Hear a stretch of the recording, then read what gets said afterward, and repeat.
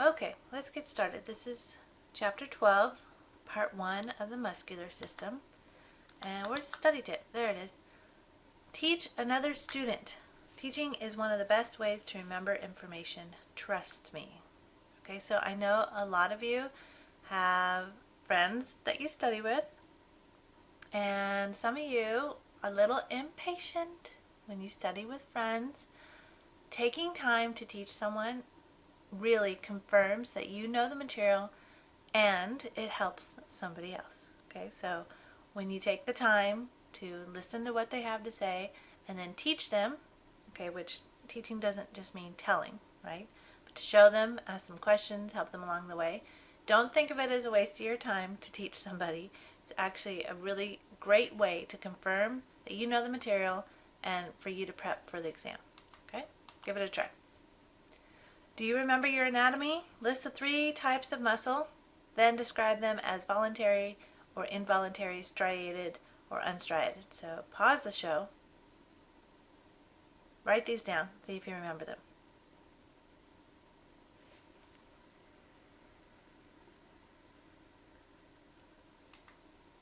Okay, the 3 muscle types you need to remember. Smooth, it is involuntary, unstriated; cardiac, involuntary, striated; skeletal, voluntary, striated. And we are going to focus in this chapter on skeletal. All of the muscles work in the same basic way. Smooth, of course, is like GI tract, right? You can't control it.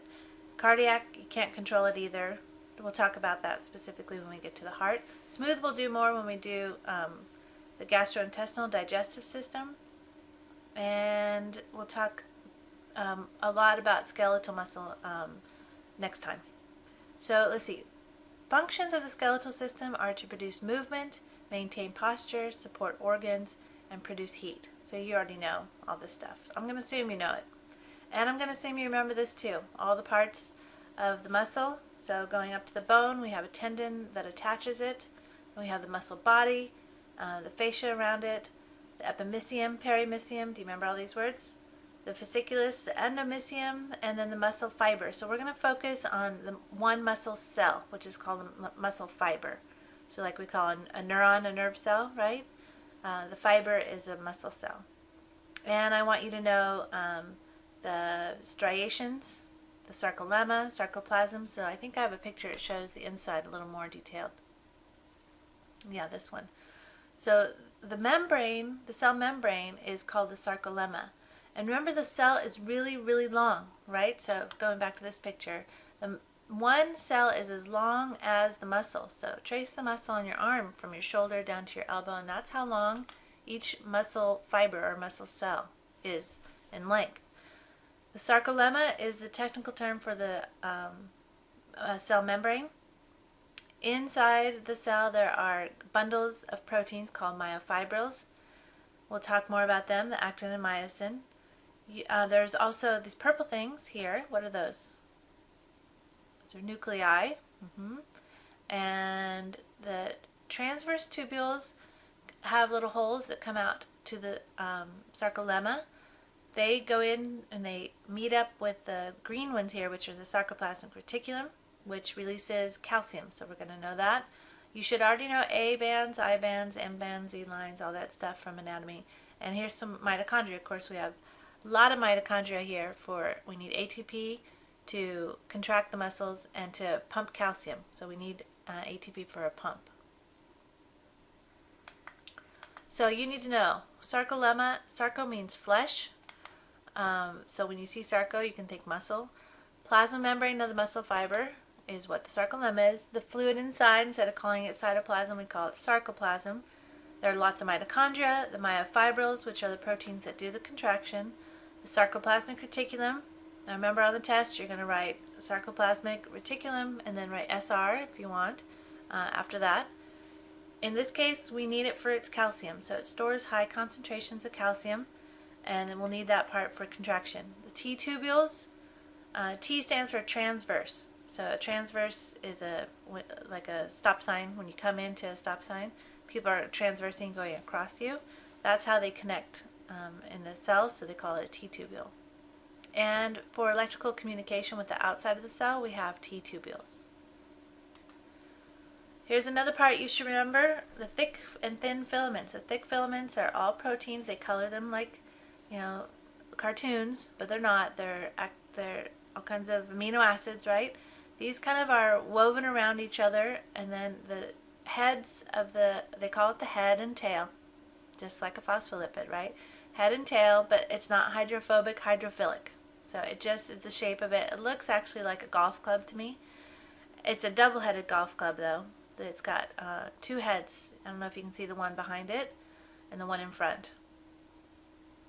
These are all hooked together as a thick filament with the myosin heads kind of sticking out to the side. Kind of like if you turn your head to the side, it looks like a tall Brussels sprout plant, okay?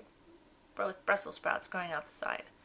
And these are the purple, are the actin myofilaments, and it's called a thin filament because when you look in the microscope, it looks thin, right?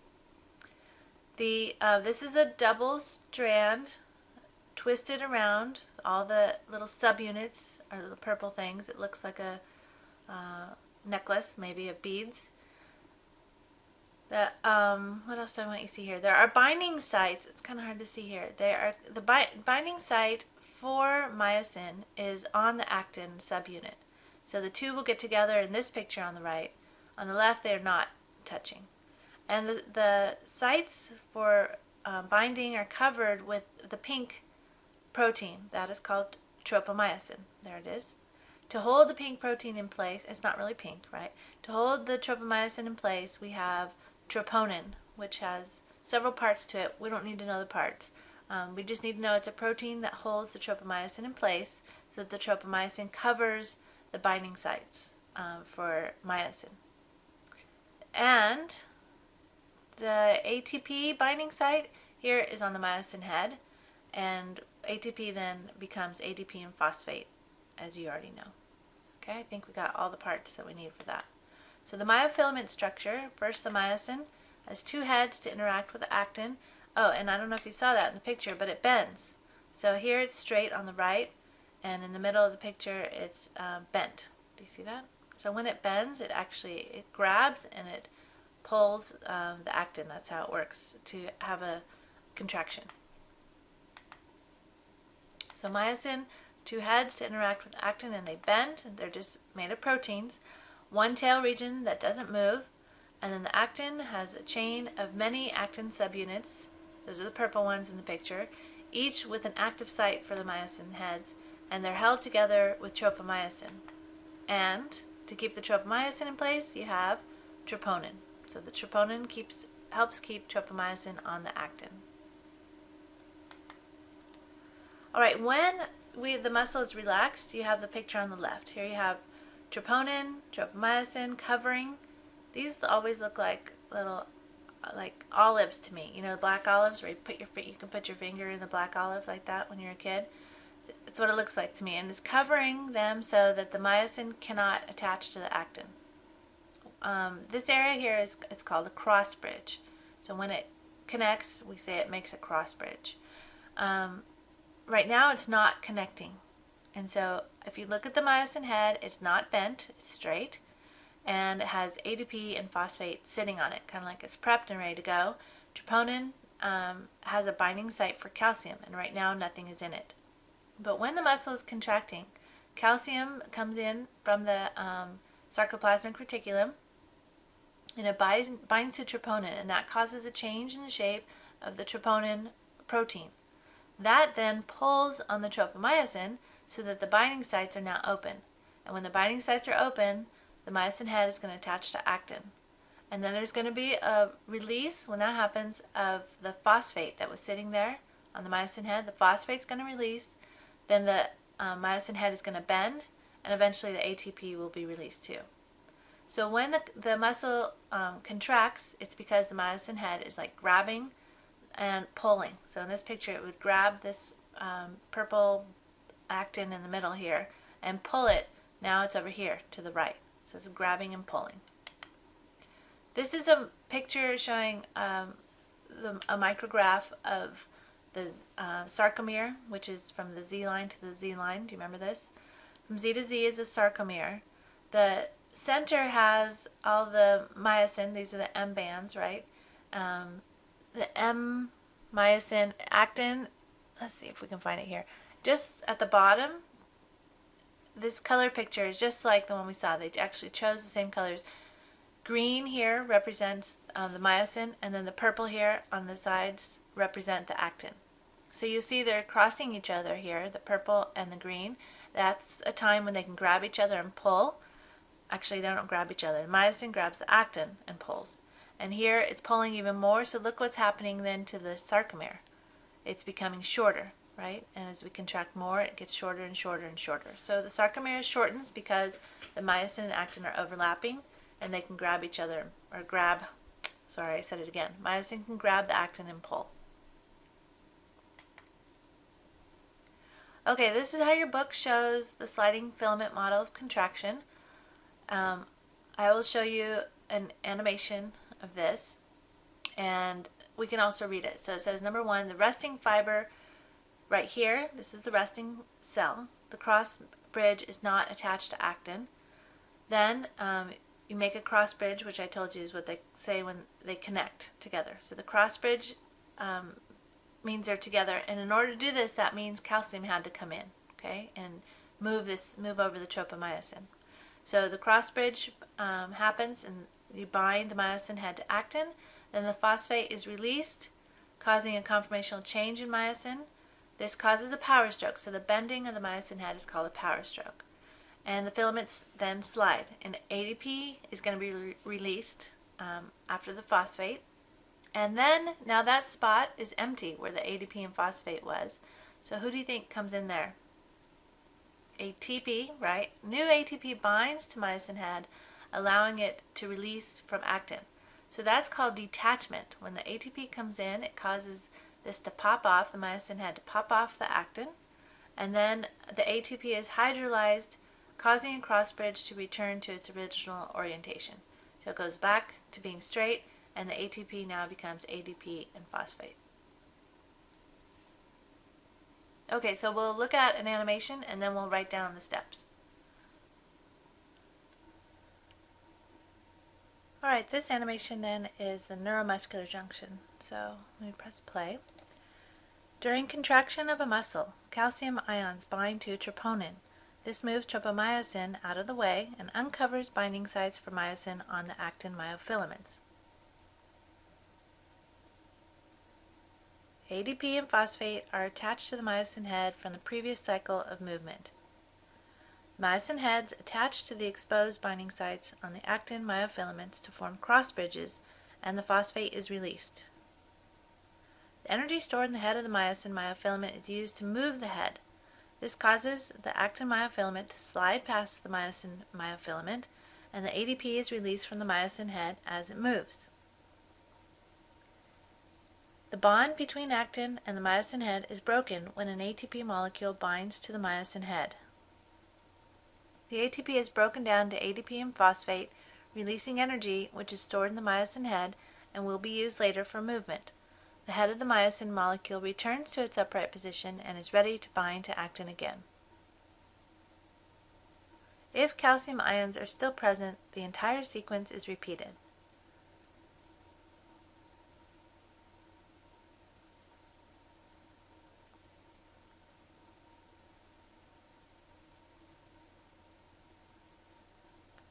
Okay, that was extremely slow, right? But we know this happens super duper fast in our bodies.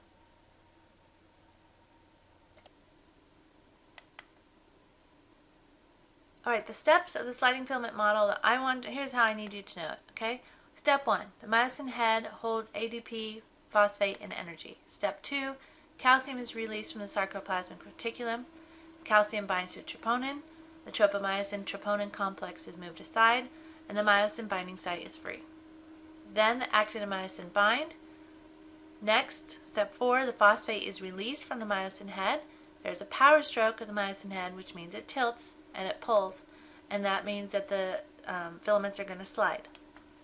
ADP and phosphate is released, ADP is released, then ATP comes in to bind to the myosin, allowing for detachment. ATP becomes ADP and phosphate to reposition the myosin head. Oh boy, lots of steps, right? It's the steps, big physiology thing. Okay, so let's do a question. I want you, in your book there are lots of stories. There's an interesting story about muscular dystrophy, and there's one about Botox. You should read all the stories. I want you to take a break now, get your book out, find the story about rigor mortis, and then read it, and then try to answer this question. The time of a murder victim's death is commonly estimated by the flexibility of the body. Explain why this is possible. Okay, pause the show, and then we'll go through the answer.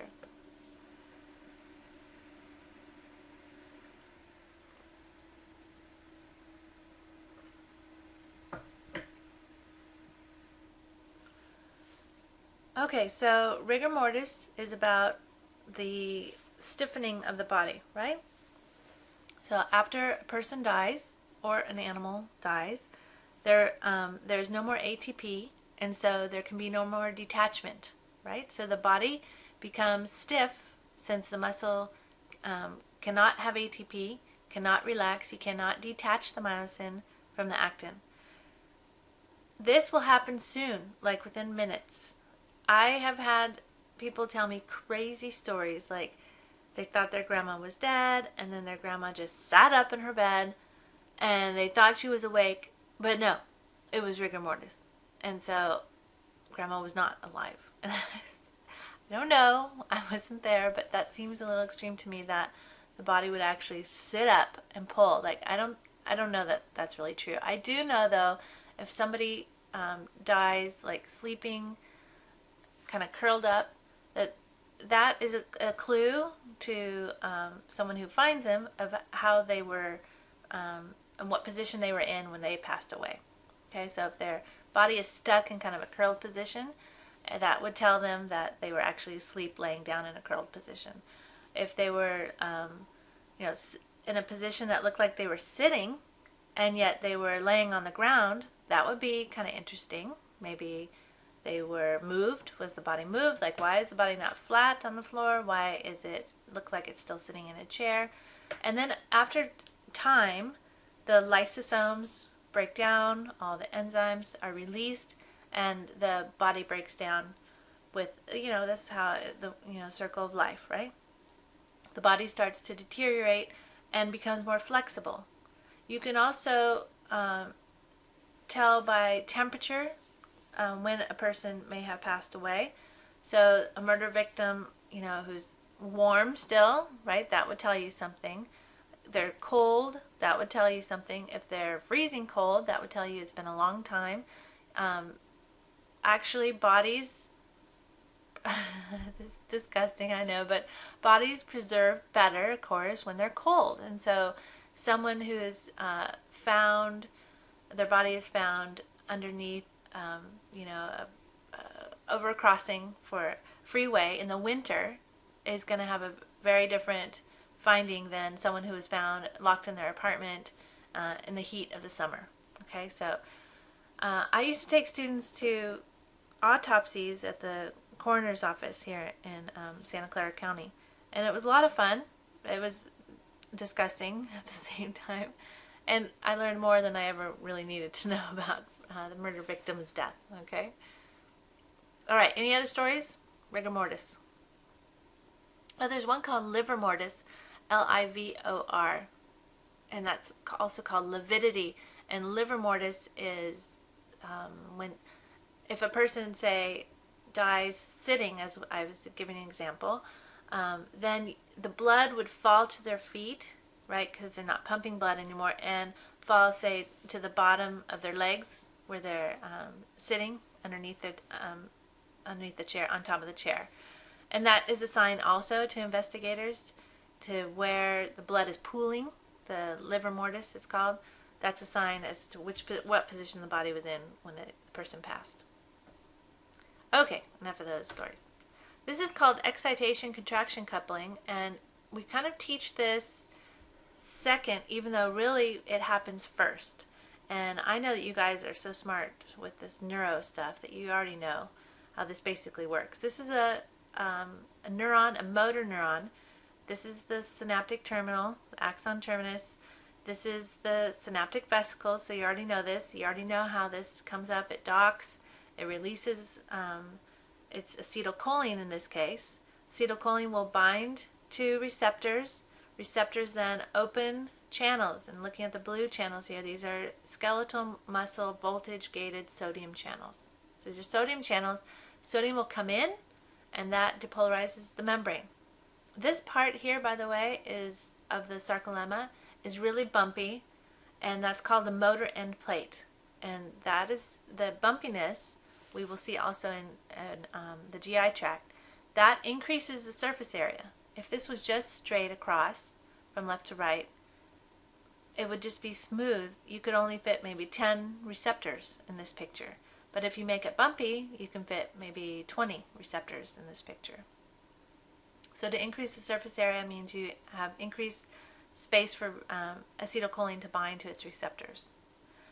And after the depolarization of the membrane with the sodium channels, then the action potential moves, it's just like in the neuron, conduction, down through these holes here, which are the T-tubules. So you learned about those. And then the T-tubules send the signal to the SR. When the SR gets the depolarization, it releases the calcium, which are the little red dots. And then you know the whole story now. Calcium binds to troponin, moves to tropomyosin, the whole deal. Okay? So let me show you an animation of the excitation-contraction coupling, and then we'll write down the steps.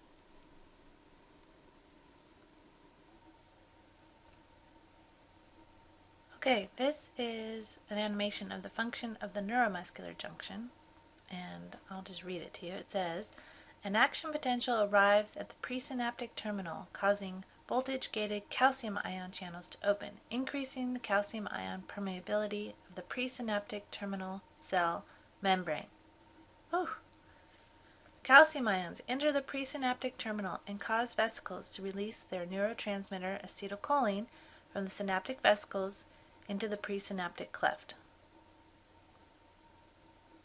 Diffusion of acetylcholine across the synaptic cleft and binding of acetylcholine to acetylcholine receptors on the postsynaptic muscle fiber membrane causes an increase in the permeability of ligand-gated sodium ion channels. The movement of sodium ions into the muscle cell results in depolarization of the postsynaptic membrane. Once the threshold has been reached, a postsynaptic action potential is generated and is propagated over the muscle cell membrane. Acetylcholine is rapidly broken down to acetic acid and choline in the synaptic cleft by the enzyme acetylcholine esterase. So do you remember we learned this already? The choline is reabsorbed by the presynaptic terminal and combined with acetic acid to form more acetylcholine, which then enters the synaptic vesicles. So we had talked about that, how to stop synapse, you have to either recycle, right, reuptake back into the presynaptic cell, or you use the enzyme to chop it up.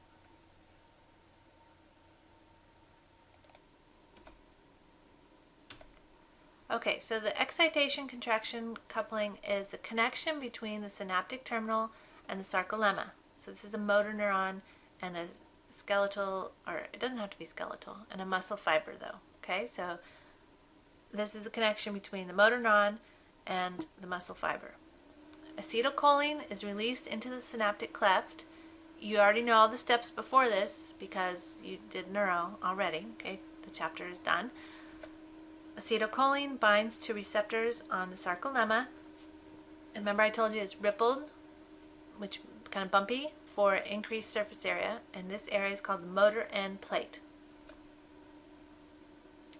This then activates receptors when the acetylcholine binds and opens nearby sodium channels so that the action potential begins. Remember, sodium comes into the cell and you reach the threshold, and you know all this already too. The action potential then travels along the sarcolemma, so this is conduction, then to the T-tubules, then to the SR. SR releases calcium, and you begin the sliding filament contraction. So you know all this. Now, and you also know this. To end the contraction, you've got to get rid of the calcium, and you have to get rid of the neurotransmitter, right? So we take the acetylcholine, and we put it back or chop it.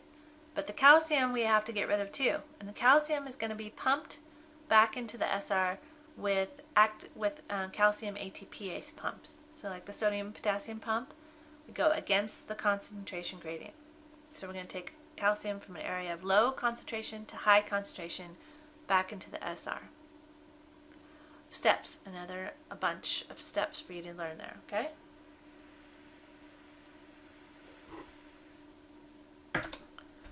Fun fact, the human body has over 600 muscles. Women are typically 30 to 40% muscle. Men are typically 40 to 50% muscle. Of course, this varies on the person, but even the skinniest, most muscly woman still has more fat than a guy because it's just how we're designed. Because the body is ready to have a baby at any moment. What can we say? This is the muscle twitch. I don't think this picture is in your book anymore. They do show muscle twitch, but they don't show the parts of the muscle twitch. I want you to know this. So we're going to do this in lab. It's very important that you know the parts of a muscle twitch. So this is what happens. We're looking at time, just like we did the action potential, in milliseconds. Notice the milliseconds go out to like 40, maybe even longer, 80, versus the neuron, the action potential, was like 4. So this is really long compared to that. The other thing we're measuring on the left side is tension. Tension is like the strength or the force, and it's actually measured in grams. So when you do the PhysioX, you'll see that this is measured oftentimes in grams. So what you're going to do in this picture is you're going to take a muscle and you're just going to zap it once. And in the PhysioX, you take the frog muscle from the back of the leg, the gastrocnemius muscle, and you are going to zap it once and look at how it contracts, okay? And what it does is twitch, muscle twitch, right? So there's a time between the stimulus here on the left. The stimulus is this arrow, which is when you zap it. There is a time of 2 to 3 milliseconds where nothing seems to happen. Yet, tons of things are happening inside of the cell during the latent period. So we'll discuss those things. But it takes 2 to 3 milliseconds before the calcium is released, and then the calcium binds to troponin, tropomyosin, all that stuff, and finally you get the myosin heads bending, and that's when you get the contraction phase. So we pull, pull, pull, pull, pull up to the top, and then ATP comes in and we detach, and that's called the relaxation phase. So notice, which one is longer, the relaxation phase or the contraction phase? Right, the relaxation phase takes longer. That's for all the detachment of the ATP, with ATP of the myosin heads from the actin. Contraction phase is much faster, and of course the latent period is the shortest time. Okay, so let's go through each of these phases. The latent period is 2 to 3 milliseconds. What happens during this time is the action potential moves across the sarcolemma after you stimulate, right? You stimulate, which means you open sodium channels. So the sodium channel is open, you make an action potential, moves across the sarcolemma, down to the T tubules, to the SR, calcium is released, calcium binds to troponin. You can keep going. There's a whole list of things to put here. Troponin, tropomyosin move to the side, actinomyosin bind. Finally, at the end of this, there's no tension. And then the binding of actin to myosin with the ADP being released and the phosphate being released makes the power stroke. That's when the tension starts to go up, or the force, or the grams. Either one of those words works. And you see the lines start to go up. When you get to the top, you now begin the detachment of myosin with the ATP coming in. Tension decreases, and that's called the relaxation phase. Okay, latent period, contraction phase, relaxation phase. I need you to know all three of those and what happens inside of the cell at that time. This, by the way, is just one little twitch. If you look at a twitch, doesn't let you do anything. If you want to hold a pencil in your hand, you can't just have a twitch, right? Twitch would be, it would knock it right out of your hand. So one of the things we see is your body is going to send several signals. This is an example of what would be like if you gave 5 shocks per second. Okay, boom, boom, boom, boom, boom. The muscle would contract. That's what this is showing. Tension again over time. Same thing as we just saw.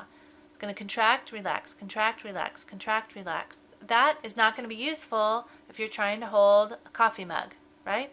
It's going to shake it. If you put 10 shocks per second, an increase in the stimulus, faster, faster, faster, you see it becomes more consistent but still shaky. This is called incomplete tetanus. And this is, yes, is the same word that you will learn in microbiology, tetanus. You get a tetanus shot and those things, right? The tetanus is from the bacteria, an infection. They call it tetanus. It's a toxin released from bacteria. You get it from, cuts with dirty objects. Okay, they say rusty nails, stepping on rusty nails and stuff. It's not very common. If it does happen, though, the person gets lockjaw, which is tetanus or contraction, sustained contraction of their jaw, which of course then they can't eat and then they die. So this is tetanus in our class is actually a good word. We like tetanus because if you want to hold the coffee mug, you need what is called complete tetanus. So complete tetanus means like 60 shocks per second. So you shock it, the muscle, and it's holding your coffee cup, holding your coffee cup, holding, and eventually, of course, you hold something too long, right, and you get tired, and this is called fatigue. So we'll talk about fatigue more next time, but fatigue is when the tension starts to fall. Even though you're trying to give it stimulus, right, it starts to fall down because you start to lose that ATP and buildup of, carbon dioxide. Okay, so tetanus, incomplete tetanus does not allow complete relaxation. Tension rises but is not stable. So as far as, humans doing work, trying to carry things, trying to move things, trying to walk, right, trying to talk, you can't have incomplete tetanus. Complete tetanus is a fast stimuli to keep calcium levels high. Tension remains strong and constant and allows for complete sustained contraction to do work. Okay, so you're going to do the PhysioX is going to talk more about the tetanus. All right, I think we're done.